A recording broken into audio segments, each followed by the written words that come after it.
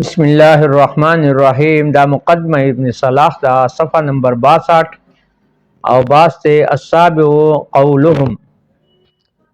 یعنی مطلب وما تفریع د محدثینو دا قول هذا حدیث صحیح الاسناد او حسن الاسناد دون قولهم هذا حدیث صحیح او حدیث حسن. چې کله محدث وی صحیح الاسناد یا وی حسن الاسناد نو دا خبره کمزوری دا کم درجه والدا د دې قول نه چې محدث چې حدیث بارک وی حدیث صحیح وی او حدیث حسن وی. ولی لانه قد یقال ذکر کلا کلا ویل کیږي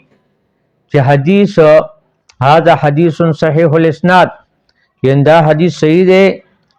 سند لحاظ سره، ولا یصح لیکن صحیح نه دی لکونه شاذا او معللا په دې وجه باندې چې دا یا شاذ دی یا معلل دی. لیکن غیر علاوه د دې نه چې ان المصنف المعتمد منهم هغه مصنفین او یا هغه مصنفات چې هغه معتمد دي هغه خپل قول داسې وي چې صحیح الاسناد په دې باندې اکتفا وکي اذا اقتصر على قوله کله اکتفا په خپل په قولو کې چې انه صحیح الاسناد ولم يذكر له عله اور د هغې لپاره څه علت ذکر نه کي ولم یقدح فيه او نه په هغې کې څه جرح وکي نو فالظاهر منه ظاهر د هغې نه حکم دا دی چې بانه صحیح فی نفسه بظاهر دې طرف ته دا خبره دی چې دا حدیث صحیح کېدل باندې فیصله ده. ولی لأن عدم العلت والقادح ذکر علت کا نہ ہونا ذکر د علت نہ کېدل ظاهر حال اور علت عیب وغیرہ نہ کېدل وغیرہ عدم العلت علت نہ کېدل والقادح او دارنګ د قدح نہ کېدل قدح ستوي یعنی عیب وغیرہ نہ کېدل هو الاصل والظاهر او دغه خبره چې شی اصل اور ظاهر دا یعنی اصل اور ظاهر حال علت اور عیب کا نہ ہونا ہے. تشریح په دې تفریق کې حافظ ابن صلاح رحمه الله یو انتهایی اهم قاعده بیان کړي. قاعده دا ده چې سند صحت متن صحت لا مستلزم نه دی چې اوس یو داسې وي اکه چې داسې وي هذا حدیث صحیح یا حدیث صح حسن نو دا چې دې کې دی متن هم صحت ته اشاره ده او دارنګ چې دی سند هم هغوی بسا اوقات داسې کېدی چې سند به صحیح وي او متن به صحیح نه وي ځکه په دې کې شذوذ یا علت وغیره پکې وي.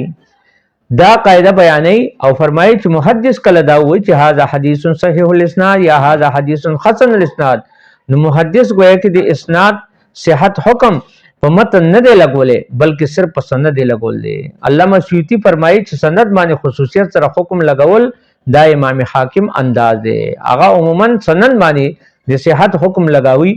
چنانچہ هغه صحیح الاسناد یا اسناد صحیح وی. که محدث داس وی هذا حدیث صحیح یا هذا حدیث حسن داس وی سند ذکرونه کې امام ترمذی رحمت الله علیه لکه څنګه عادت ته نو په دغه وخت کې محدث مقصد سند او متن د دواړو د صحت طرف ته اشاره ده یا مجموعي طور سره په متن باندې حکم لګول متصور کیږي. لیکن حافظ ابن صلاح یو صورت مستثنا کړی دی غینا هغه غدار لکه بدی مخ کې عبارت کی وی چې قابل اعتماد مصنف چې د هغه طرق او سانید معنی دغه په طرق او سانید معنی وسیع نظر وی اور هغه داسې وی چې هاذا حدیث صحیح الاسناد او دغه لپاره چې علت وغیرہ ذکر نه کی نظر دا وینا د متن د صحت حکم لپاره مترادف تا ځکه هغه مصنف چې هغه معتمد دی هغه په متن کې په یو ذوف هغه ته معلوم وي یقینا هغه ذکر کړو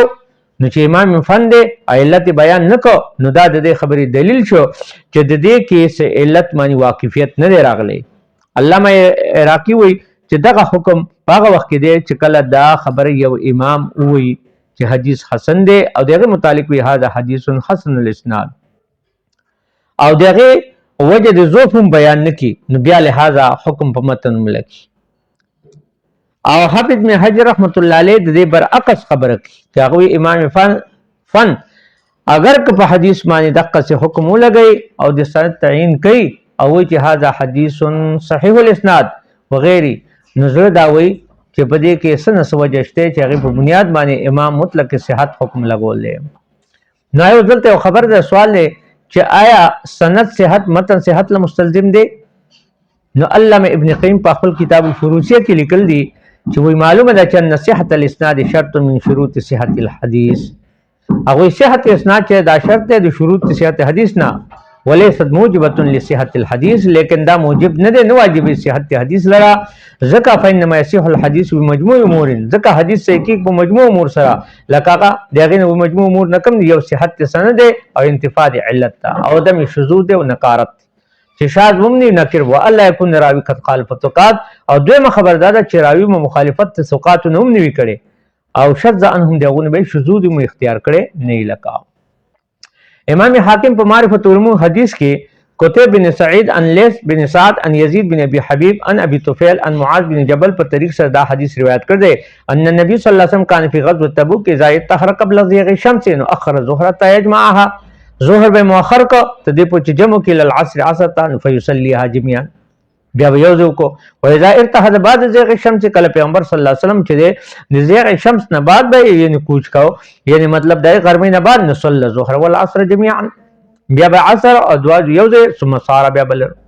نو د دې نه بعد و چې هاذا حدیث روات و ائمه الثقات، و چې دا حدیث ته د دې ائمه ثقات ثقدي، ائمه ثقدي لیکن شاذ الاسناد دی او متن دی.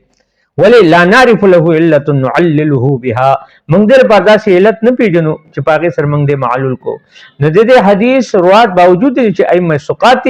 لیکن بیا هم دا سند او په متن اعتبار سره شاذ دی،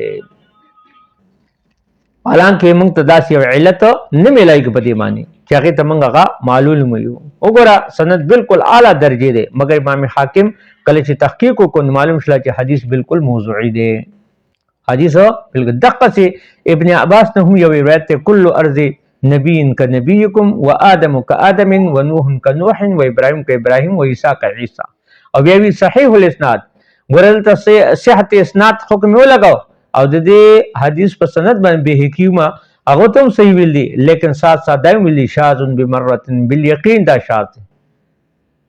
ځکه د دې په سند کې چې د عبید بن قنام النخعی دی، هغه د علی بن حکیم روایت کې، هغه د شریک نه، هغه د عطا ابن عباس ابن صائب نه، هغه د ابو زحال ابن عباس نه. نو د دې سند تمام رجال ثقه دي، مگر متن انتهائی منکر دی. سیوطی په تدریب الراوی کې ذکر